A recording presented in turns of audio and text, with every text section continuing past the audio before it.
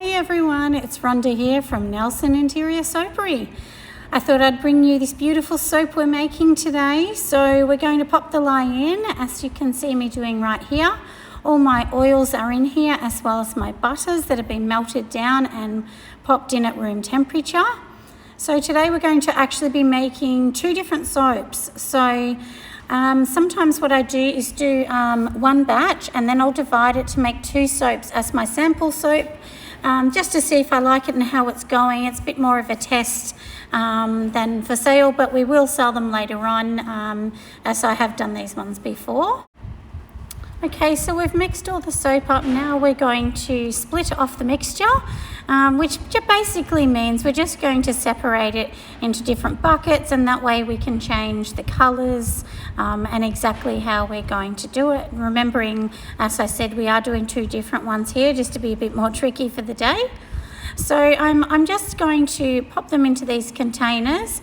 I mix mine to a really sort of light trace, like barely even a trace, because it gives me more time to actually work with the mixture later on. If you make it a bit thicker, it's very hard to mix, and then you can't do many special techniques, which adds, you know, some bit of difference to the soap.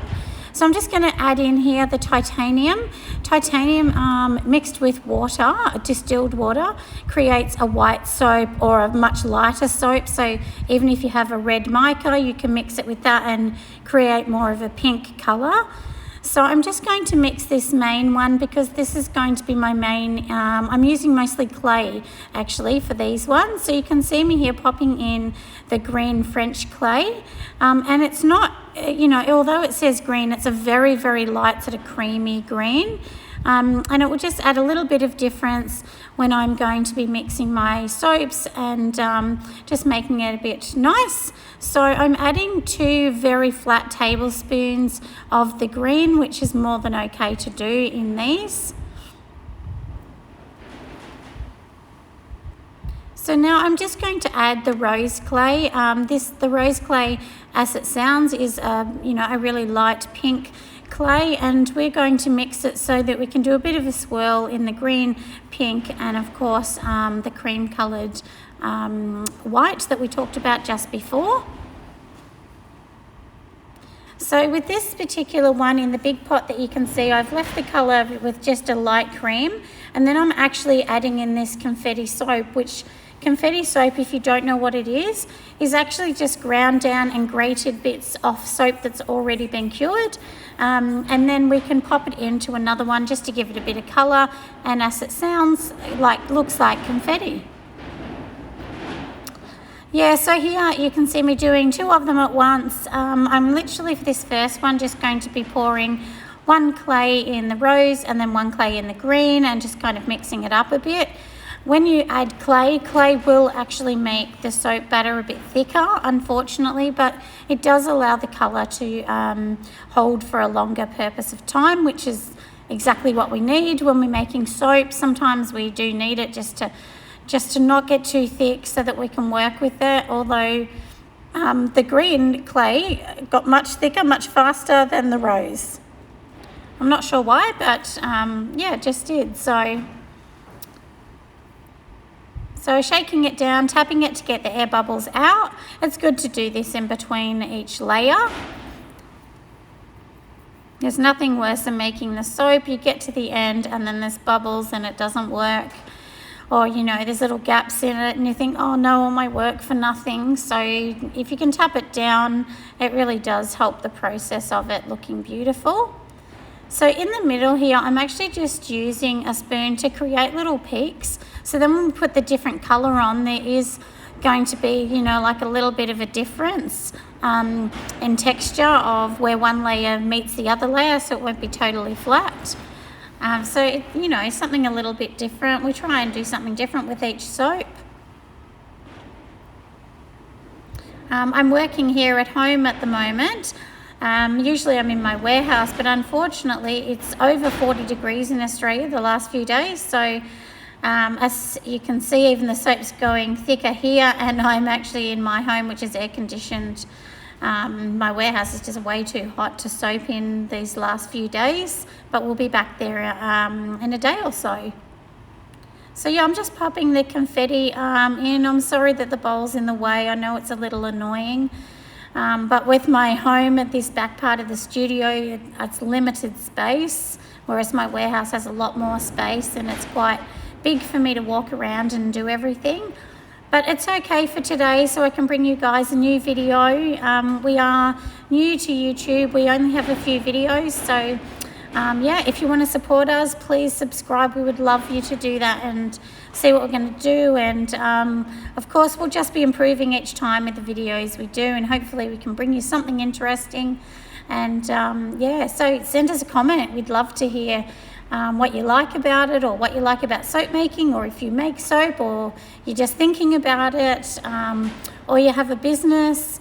Yeah, we'd love to support you and talk to you. So any questions, shoot our way, and we're more than happy to help and answer some questions. So here I'm just doing a little bit of a dip in there, so that way when I put the next bit of clay, there will be once again that little texture on this first bar of soap. So the two soaps we're making, one of them's called Dazzle Me Old, which has like a lace kind of embed that will sit on the top that I've already made in cold processed soap, with some biodegradable glitter down the side, and the other one will be rose quartz clay. So here you can see me using the biodegradable glitter. This one's called Dazzle Me Old, and it's really beautiful. It's flat. We're not going to be piping on this one. And here is the embed I've made. This is totally soap in cold processed, just in a cream colour, so I haven't added much colour to this. And we'll just push it into the other layers that we've done.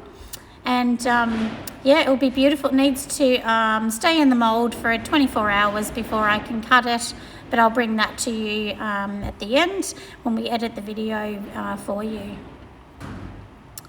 So now we've done the first one, so we're on to the second. So this one is the rose quartz clay.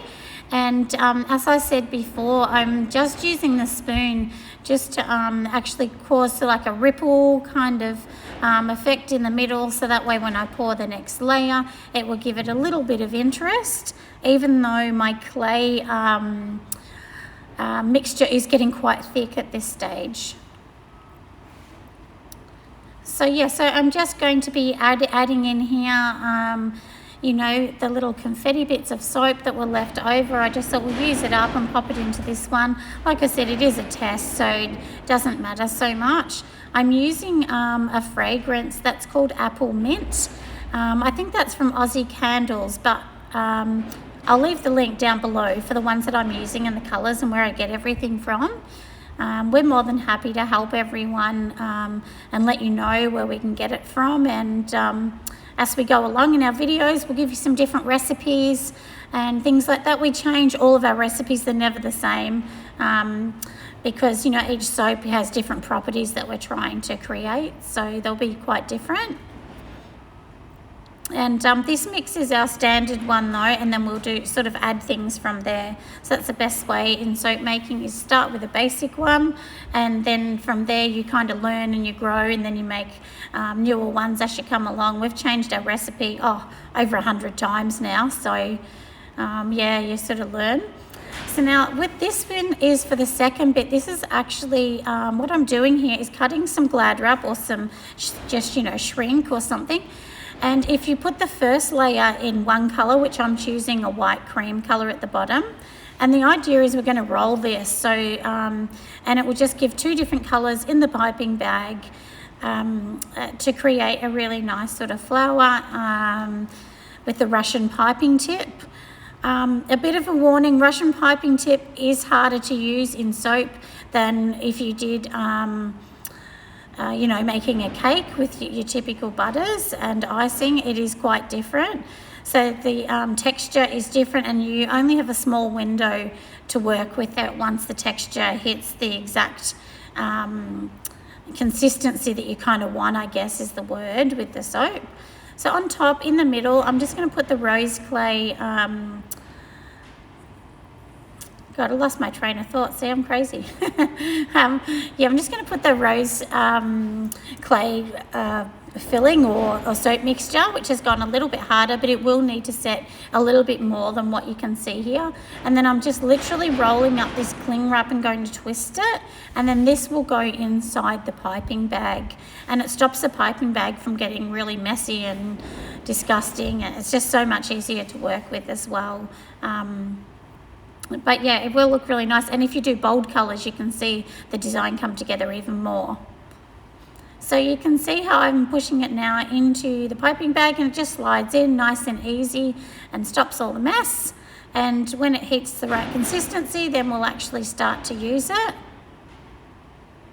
So you can see here when I'm doing it, this is not the right consistency. It's slowly getting little peaks, but it's not really showing the flour. But that's okay, because the first layer that I'm actually going to be doing is just a basic layer, and then I sort of want to pipe higher and higher and higher to make it look like kind of a crazy weed. Was my idea, is, you know, like sort of when you get all the different hay and weeds in farms that come together and just make that crazy but beautiful kind of rustic look. I thought that would look really good with this one, and like I said, just playing around with the colours today. So we don't use a lot of clays. So this rose clay is the first time I've actually used rose clay. So I just thought we'll give this a go and see what we think. But as I go along, you'll see now the peaks are coming together because I've given it more time to sit you know, just to sit and get that little bit thicker so that consistency happens. So when you're piping, you're just holding it, you push it down for like half a second and then pull straight up in the air, and that should leave the peak. But if you push too much out, it just won't work. So it is kind of hard, and I would say practice off the soap before you actually put it on a soap. I've done Russian piping for quite some time now. So yeah, I know I've used many different tips, but it was definitely a practice and trial, you know, versus error. So, but have a go, because it is so much fun and it will give a really different soap. I get told all the time that my soap's quite different, and I think maybe because a lot of people don't do Russian piping, and I do it quite a lot on my different soaps, and it looks beautiful on a lavender soap if you do purple, because it almost looks like a real lavender coming out of the soap, which I have made those, but they're all sold off now, but we will bring that one back in a little bit of time.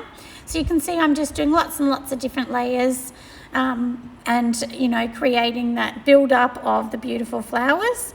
So we're all finished. Now we're cutting the soaps. We did end up putting a rose quartz little stone on top, but they can just be pulled out later on. And most people seem to love the rose quartz, so we decided to go with that. And of course it's rose clay. So we're cutting it all up here and making it look beautiful. You know, the main thing with this though is we do let all of our soaps cure for 6 weeks. We don't sell anything under the 6 weeks. We just feel that it's the time we like to keep them curing on the racks here. So we do make them quite in advance, obviously, for that time. So now we go to our second soap, which was the Dazzle Me Old. And Dazzle Me Old, we're just going to be cutting that, so all in 1-inch bars. And it really looks so sweet. It is quite different. It's not as high as the rose quartz clay one, because obviously it doesn't have that. So thanks so much for listening, guys. I'm so glad that we're back here on YouTube starting our channel, and hopefully we'll see your followers. Thanks so much. Bye.